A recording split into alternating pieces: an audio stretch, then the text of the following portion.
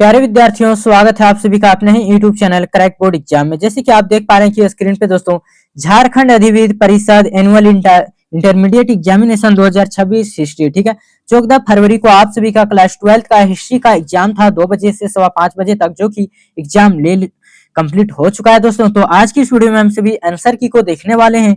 तो आप सभी जो सो अधिक से अधिक अपने दोस्तों अपने मित्रों के पास वीडियो को शेयर कर दीजिए, ताकि आपके दोस्त भी जो सो आंसर की को मिला सके हिस्ट्री का कि 30 में से कितना सही हुआ दोस्तों, क्योंकि हम सभी जो सो बहुविकल्पीय एमसीक्यू प्रश्नों को देखने वाले हैं।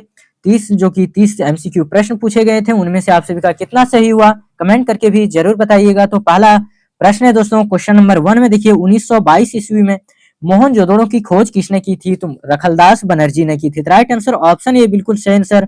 अगले प्रश्न की ओर बढ़ते हैं। क्वेश्चन नंबर 2 में देखिए पूछा गया, सिंधु घाटी सभ्यता की पूर्वी सीमा किसे माना जाता है? किसे माना जाता है? आलमगीरपुर को, ठीक है। तो राइट आंसर ऑप्शन भी बिल्कुल सही आंसर। अगले प्रश्न की ओर बढ़ते हैं। क्वेश्चन नंबर 3, क्वेश्चन नंबर 3 में देखिए पूछा गया दोस्तों, सिंधु घाटी सभ्यता में विशाल स्नानागार के अवशेष कहां से मिले थे? अवशेष जो सो कहां से मिले हैं दोस्तों? तो मोहनजोदड़ो से। तो राइट आंसर ऑप्शन डी बिल्कुल सही आंसर, मोहनजोदड़ो। अगले प्रश्न की ओर बढ़ते हैं। क्वेश्चन नंबर 4 में पूछा गया, मेगास्थनीज किस देश का निवासी था? मेगास्थनीज किस देश का निवासी था? तो यूनान का। तो राइट आंसर ऑप्शन भी बिल्कुल सही आंसर। अगले प्रश्न की ओर बढ़ते हैं। क्वेश्चन नंबर 5 में देखिए पूछा गया, अर्थशास्त्र के लेखक कौन है? तो अर्थशास्त्र के लेखक कौटिल्य है। तो राइट आंसर ऑप्शन ये कौटिल्य। अगले प्रश्न की ओर बढ़ते हैं। क्वेश्चन नंबर 6 में देखिए पूछा गया, मगध के शासकों की प्रारंभिक राजधानी कहाँ थी? तो राजगीर थी, ठीक है। मगध के शासकों की राजधानी, प्रारंभिक राजधानी राजगीर। तो राइट आंसर ऑप्शन ये। अगले प्रश्न की ओर बढ़ते हैं। क्वेश्चन नंबर 7 में अष्टाध्यायी की रचना किसने की? तो अष्टाध्यायी की रचना जो सो पानी ने की है। तो राइट आंसर ऑप्शन ये। अगले प्रश्न की ओर बढ़ते हैं। क्वेश्चन नंबर 8 में देखिए पूछा गया है दोस्तों कि भागवत गीता किस महाकाव्य का एक प्रमुख उपदेशात्मक जो सो अंश है? तो महाभारत का है दोस्तों। तो राइट आंसर ऑप्शन ये बिल्कुल सही आंसर। अगले प्रश्न की ओर बढ़ते हैं। क्वेश्चन नंबर 9 में देखिए पूछा जा चुका है दोस्तों कि अशोक के आदेश से बनाई गई सबसे प्राचीन कृत्रिम गुफाएं किस संप्रदाय को समर्पित थी दोस्तों? तो आजीविका को। तो राइट आंसर ऑप्शन डी बिल्कुल सही आंसर। अगले प्रश्न की ओर बढ़ते हैं। क्वेश्चन नंबर 10 में देखिए पूछा गया है कि जैन धर्म में कितने तीर्थकर हुए थे? जैन धर्म में कितने? तो 24 तीर्थकर। तो राइट आंसर ऑप्शन सी 24। अगले प्रश्न की ओर बढ़ते हैं। क्वेश्चन नंबर 11 में पूछा गया, सांची का स्तूप मध्य प्रदेश के किस जिले में स्थित है? तो किस जिले में? तो रायसेन में। तो राइट आंसर ऑप्शन ये रायसेन, ठीक है। तो रायसेन। क्वेश्चन नंबर 12 में पूछा गया है, इब्न बतूता अपनी यात्रा का विवरण किस भाषा में लिखा था? ठीक है। तो इब्न बतूता ने किस भाषा में? अरबी भाषा में। राइट आंसर ऑप्शन डी अरबी। अगले प्रश्न की ओर बढ़ते हैं दोस्तों। क्वेश्चन नंबर 13 में पूछा गया, फ्रांस वर्नियर किस देश के निवासी है? तो फ्रांस वर्नियर जो सो फ्रांस के निवासी। Right answer option B.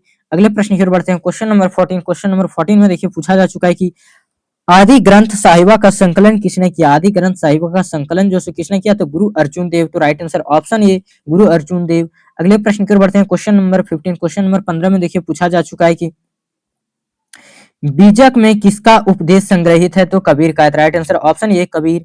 अगले प्रश्न की ओर बढ़ते हैं। क्वेश्चन नंबर 16 में विजयनगर साम्राज्य की स्थापना कब हुई? विजयनगर साम्राज्य की स्थापना 1336 ईस्वी में। Right answer option B 1336।